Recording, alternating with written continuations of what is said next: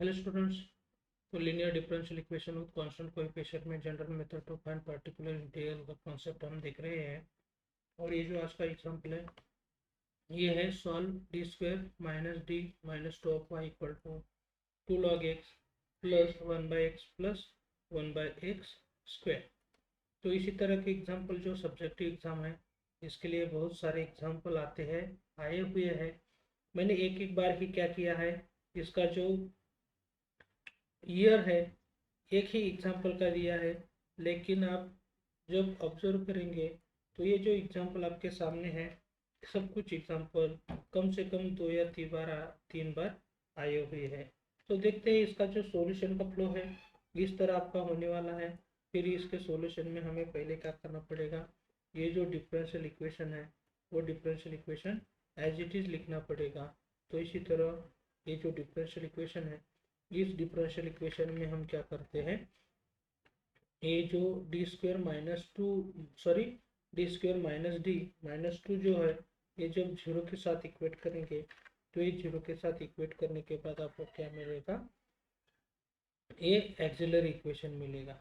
तो देखते हैं किस तरह ये जो एक्सिलरी इक्वेशन है इसका यूज करके हम ये जो डी की वैल्यू है वो फाइंड आउट कर सकते हैं। या डी का जो कोएफिशिएंट है वो -1 है, तो -1 की स्प्लिटिंग दो टर्म में करने हैं मुझे, वो दो टर्म का प्रोडक्ट क्या होना चाहिए, -2 होना चाहिए। तो ये माइनस डी जो है वो -2d प्लस डी जब हम करेंगे तो ये -2 और 1 का प्रोडक्ट जो है वो क्या होता है, -2 होता है।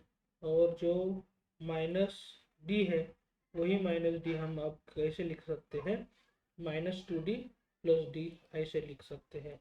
फिर हम इसके फैक्टराइजेशन करेंगे।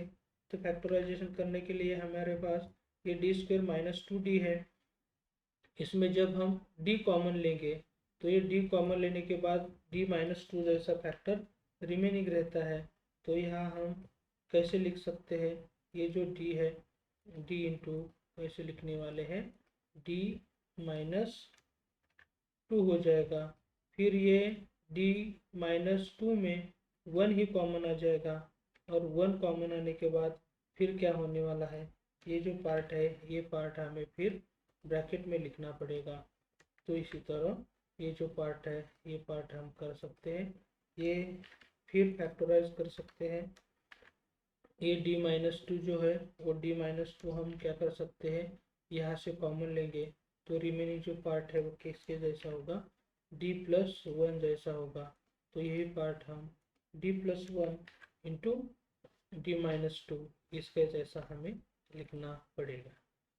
तो जब हम d-2 जीरो के साथ इक्वेट करेंगे तो आपका +2 आ जाएगा, और d+1 जीरो के साथ इक्वेट करेंगे तो d की वैल्यू क्या आने वाली है, माइनस आने वाली है।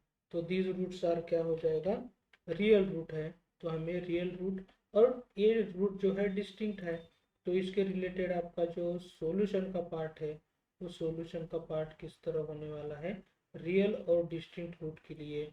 तो ये भी आप यहाँ देख सकते हैं किस तरह आपका जो कॉम्प्लीमेंट्री फंक्शन है, ये कॉम्प्लीमेंट्री फंक्शन एक तरह का सॉल्यूशन ही है, वो इस तरह हो जाएगा। लेकिन हमारे पास m1 की जो वैल्यू है वो हम 2 चूज कर रहे हैं और m2 की वैल्यू -1, तो ये -1 इंटू एक्स सिर्फ हम ऐसे लिख सकते हैं। तो यही आपका क्या हो जाएगा, ये जो है कॉम्प्लीमेंट्री फंक्शन हो जाएगा। फिर पर्टिकुलर इंटीग्रल में हमें क्या यूज़ करना है, 1/f(d) into x of x, यही फॉर्मूला है, हर बार यूज़ करना है। लेकिन f(d) की जगह क्या है, D square minus d minus to जो है वही पार्ट हमें क्या है यूज़ करना पड़ेगा, इस f(d) के जगह यूज़ करना पड़ेगा। और ये जो आप देख सकते हैं इतना बड़ा सा पार्ट है, यही पार्ट को हमें क्या करना पड़ेगा, एक ब्रैकेट में लेना है। और ये ब्रैकेट में लेने के बाद यही पार्ट जो है आपका इसी तरह होने वाला है। इसे थोड़ा सा हम क्या करते हैं, अच्छा सा दिखने के लिए ये पार्ट यहाँ ऐसा ले रहे हैं। अब फिर क्या करने वाले हैं, ये जो डिनोमिनेटर का d का पॉलिनोमियल है वो फिर हम कैसे लिख सकते हैं, d+1 d-2 ऐसा लिख सकते हैं।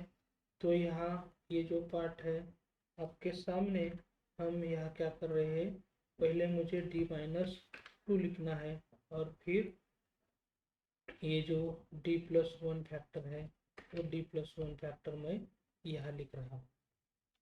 अब यहाँ इसमें फिर क्या करना है मुझे, ये जो दो फैक्टर है d-2 और d+1, इसमें हम क्या करने वाले हैं, d-2 जो फैक्टर है वो d-2 फैक्टर को साइड में रखेंगे और जो दूसरा फैक्टर है आपका d+1, तो ये d+1 को क्या करेंगे, यहाँ ऑपरेट करने वाले हैं। तो देखते हैं यहाँ ऑपरेट करने के बाद किस तरह आपकी जो आइडिया है वो ये आइडिया होने वाली है। तो यहाँ 1/d+1 जो आइडिया है ये सिंप्लीफाई करने के लिए फिर मेरे पास थोड़ा सा बेसिक आइडिया जो है वो बेसिक आइडिया होना चाहिए। तो ये बेसिक आइडिया भी आपको आपके सामने देते हैं। तो 1/d+ ये जब होता है और ये f(x) जब फंक्शन होता है तो इस तरह की आइडिया हमें यूज करनी पड़ती है। 1/d+a(f(x), इस तरह आइडिया जब हम यूज करेंगे तो ये जो पार्ट है कर्ली ब्रैकेट का किस तरह होने वाला है। अब आप यहाँ देख सकते हैं d+1 है तो यहाँ a की जो वैल्यू है वो a की वैल्यू मुझे क्या पुट करना पड़ेगा, 1 पुट करना पड़ेगा। तो यहाँ e−x हो जाएगा और यहाँ अंदर e−1x हो जाएगा। लेकिन ये जो f(x) है, f(x) की जगह मुझे क्या करना पड़ेगा, ये जो स्क्वायर ब्रैकेट की टर्म है वो स्क्वायर ब्रैकेट की टर्म यहाँ लेनी पड़ेगी। अब यहाँ किस तरह इसका इंटीग्रेशन लेना है, ये इंटीग्रेशन तो बहुत बड़ा कॉम्प्लिकेटेड दिख रहा है लेकिन ये कॉम्प्लिकेटेड एक्चुअल में नहीं है। तो कैसे करना है ये भी आपको देखना है। अब इसके लिए मैं थोड़ा सा और बेसिक फॉर्मूला जो है आपके सामने देता हूँ ताकि आपको समझ में आने वाला है ये फॉर्मूला यूज करने के बाद हमारा इंटीग्रेशन कितना इजी होने वाला है। तो ये जो फॉर्मूला आपके सामने है e⁻x into f(x) plus f'(x) dx जो है e⁻x इंटू f(x), इसका इंटीग्रेशन होता है। तो ये आपके रेफरेंस के लिए आपके सामने रखा है और यही जो फॉर्मूला है यही फॉर्मूला का यूज हमें यहाँ करना है और किस तरह करना है एकदम डिटेल में हम देखने वाले। तो ये फॉर्मूला तो आपके सामने है। अब यहाँ देखो f(x) प्लस f'(x) हमें इन पार्ट में से सिलेक्ट करना है, कौन सा f(x) लेना है और कौन सा f'(x) लेना है। इसके लिए यह तीन टर्म है, ये तीन टर्म के लिए हमारे यहाँ थोड़ा सा एडजस्टमेंट करना पड़ेगा। ये जो +1x है वही +1x हम यहाँ किस तरह यूज करने वाले हैं। तो यहाँ ये जो 1/x है ये हम क्या कर रहे हैं, 2 टाइम्स 1/x, ये 2 टाइम्स 1/x में मीन्स क्या हो जाएगा, 2/x हो जाएगा। तो यहाँ हम 1/x एक बार ऐड कर रहे हैं और 1/x एक बार सब्ट्रैक्ट कर रहे हैं। तो ये इसी तरह आपका होने वाला है। तो ये 1/x आपके सामने है, वही 1/x मैं इस तरह लिख रहा हूँ। तो ये थोड़ा सा आपको एडजस्टमेंट दिमाग में रखना पड़ेगा। और फिर यही आइडिया जब हम ये 2 log x को कंसिडर करेंगे तो ये 2 log x को जब हम f(x) कंसिडर करेंगे तो उसका डेरिवेटिव 2/x होता है। तो ये भी आपके सामने है। और ये -1/x या 1/x कंसिडर करेंगे तो 1/x का डेरिवेटिव क्या होता है, -1/x होता है। तो ये जब हम -1/x f(x) में कंसिडर करेंगे तो उसका डेरिवेटिव +1/x हो जाएगा। तो थोड़ा सा फिर यहाँ एडजस्टमेंट क्या हो रही है, ये जो -1/x है वो हम यहाँ ले रहे हैं और ये जो पहला पार्ट है ये पहला पार्ट को हम क्या करने वाले हैं, f(x) मानने वाले हैं।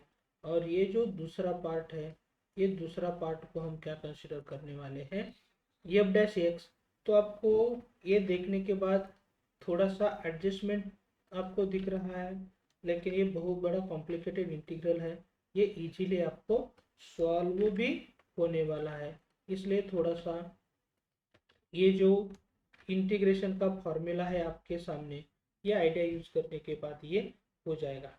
अब यहाँ देखो, ये 2 log x माइनस 1/x को जब हम एफ ऑफ एक्स मानेंगे तो ये 2 log x का डेरिवेटिव तो 2/x मिल रहा है, और ये माइनस 1/x जो है उसका डेरिवेटिव 1/x²। तो ये जो पूरा पार्ट है इसको हम एफ ऑफ एक्स मानेंगे और इसे एफ डैश एक्स मानेंगे। तो यही आइडिया यूज करने के बाद आपको किस तरह इंटीग्रेशन आने वाला है यहाँ आप देख सकते हैं। ये इंटीग्रेशन क्या होने वाला है, e raise to x into f of x. तो ये जो इंटीग्रेशन है ई रेस टू एक्स, तो ये ई रेस टू एक्स यहाँ लिख रहे हैं हम, और ये जो एफ ऑफ एक्स है आपका, ये एफ ऑफ एक्स क्या होने वाला है, ये आपका पार्ट जो है, ये पार्ट पूरा पार्ट आने वाला है।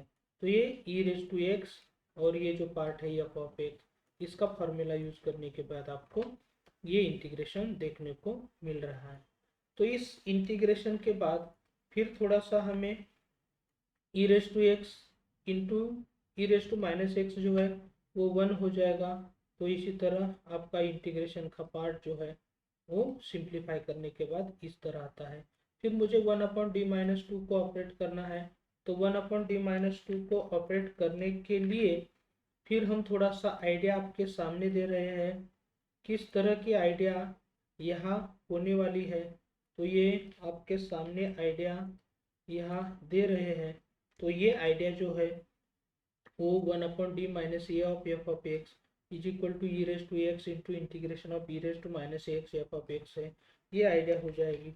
वही आइडिया हम फिर यहाँ ले रहे हैं। तो यहाँ ए के जगह मुझे क्या लेना पड़ेगा, तो ए के जगह 2 लेना पड़ेगा, और यहाँ भी क्या करना पड़ेगा, 2 लेना पड़ेगा। तो ही ये जो सिंप्लीफिकेशन है वो सिंप्लीफिकेशन यहाँ हो सकता है।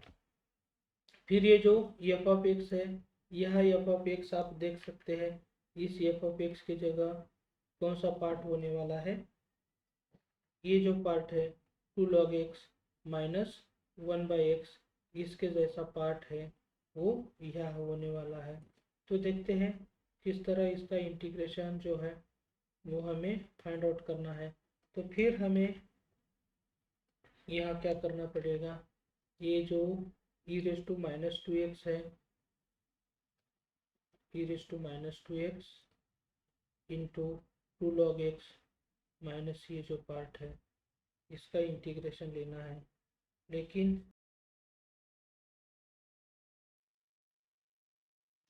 अभी यहाँ आप देख सकते हैं ये जो मैंने स्टेप लिया था, यहाँ तक जो ये स्टेप है, आपको ये स्टेप अच्छी तरह देखेंगे तो यहाँ तक ये कंसेप्ट है, ये कंसेप्ट होता है। फिर वही जो कंसेप्ट है वही कंसेप्ट मैंने यहाँ भी लिया है, लेकिन यहाँ ये कंसेप्ट तो हमें एक समझना पड़ेगा। तो इसमें ये जो आप डेरिवेटिव निकाला है वो डेरिवेटिव देख सकते हैं, e raise to n x into f of x का जो डेरिवेटिव है वो e raise to n x का डेरिवेटिव तो आपको मालूम ही है, n into e raise to n x होता है। और उसके बाद एफ ऑफ एक्स का डेरिवेटिव क्या हो जाएगा, एफ डैश एक्स हो जाएगा। और फिर इसके बाद हम क्या कर सकते हैं, e raise to n x common निकालने के बाद ये n into f of x plus f dash x होता है। तो ये इसका डेरिवेटिव आपका ये पार्ट है। तो आप यहाँ देख सकते हैं e raise to n x into n into f of x plus f dash integration क्या होने वाला है, e raise to n x into f of x होने वाला है। तो ये जब आइडिया हम यहाँ यूज़ करेंगे तो आप यहाँ देख सकते हैं e raise to n x की जगह यहाँ ई रेस टू माइनस 2x है, उसका डेरिवेटिव जनरली क्या होने वाला है, -2 होने वाला है, -2 into e raise to -2x होने वाला है। लेकिन यहाँ ई रेस टू -2x आउटसाइड में है तो कॉमन लेने के बाद इस तरह होने वाला है। तो यही आइडिया हम जब यहाँ यूज़ करेंगे तो आपका ये minus of e raise to -2x है ही, तो ये इसके जैसा पार्ट जो है e raise to n x जैसा यह रहेगा, और रिमेनिंग पार्ट है ये जो log x है, log x का डेरिवेटिव क्या होता है 1/x होता है। तो इसी तरह आपका ये इंटीग्रेशन आने वाला है। फिर e रेस टू 2x और e race to minus 2x क्या हो जाएगा, 1 हो जाएगा, और सिंपली क्या आने वाला है, माइनस लॉग एक्स आने वाला है। तो ये जो पर्टिकुलर इंटीग्रल है हमारा, ये पर्टिकुलर इंटीग्रल क्या बनने वाला है, माइनस ऑफ लॉग एक्स इतना ही बनने वाला है। तो कंप्लीट सॉल्यूशन में हम क्या कर सकते हैं, ये हमारा CF आया था और ये पर्टिकुलर इंटीग्रल आया है।